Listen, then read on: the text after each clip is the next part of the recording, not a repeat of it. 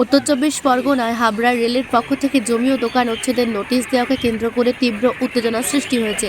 Habra station সংলগ্ন এলাকায় শতাধিক স্থানীয় বাসিন্দা ও ব্যবসায়ী বিক্ষোভে শামিল হন। অভিযোগ, দীর্ঘদিন ধরে বসবাস ও ব্যবসা চালিয়ে আসা মানুষদের হঠাৎ করে উচ্ছেদের নোটিশ দেওয়া হয়েছে, যার ফলে আতঙ্ক ছড়িয়েছে এলাকায়। বিক্ষোভকারীদের দাবি, দুঃখজনক ঘটনা। এই দুঃখজনক ঘটনা আমরা এত বছর দিয়ে আমরা বাস করছি, আমরা কোনোদিন ভাবিনি এরকম একটা জিনিস হবে।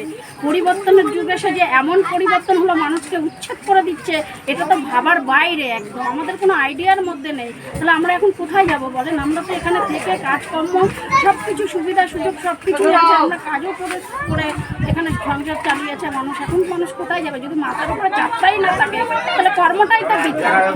আমাদের কোনো একটা জায়গা দিক, একটা সময় দিক, এই 10 দিন 12 দিনের মধ্যে আমরা কি করবো?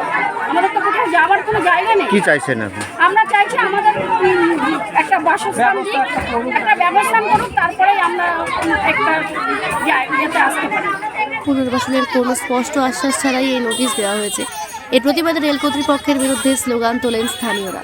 ঘটনাস্থলে পৌঁছায় হাবড়া থানার বিশাল পুলিশ বাহিনী। পরিস্থিতি নিয়ন্ত্রণে রাখতে মোতায়েন করা হয় অতিরিক্ত পরিষদ। এক স্থানীয় ব্যবসায়ীর বক্তব্য, বহু বছর ধরে এখানে দোকান চালাচ্ছি, হঠাৎ করে উচ্ছেদের নোটিশ দিলে আমরা কোথায় যাব?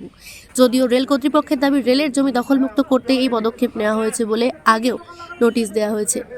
ঘটনাকে কেন্দ্র করে রাজনৈতিক চাপানোতর শুরু হয়েছে। বর্তমানে এলাকায় উত্তেজনা থাকলেও পরিস্থিতি নিয়ন্ত্রণে রয়েছে পুলিশের নজরদারিতে।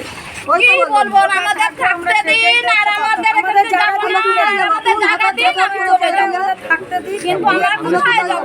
আমাদের কোনো আমরা তো ভুল বিক্রি করে খাই স্টেশনে, জানো? আমাদের বলছেন যে মাথা গোজা জায়গা দিতে হবে, নাহলে আমরা যাব কোথায়?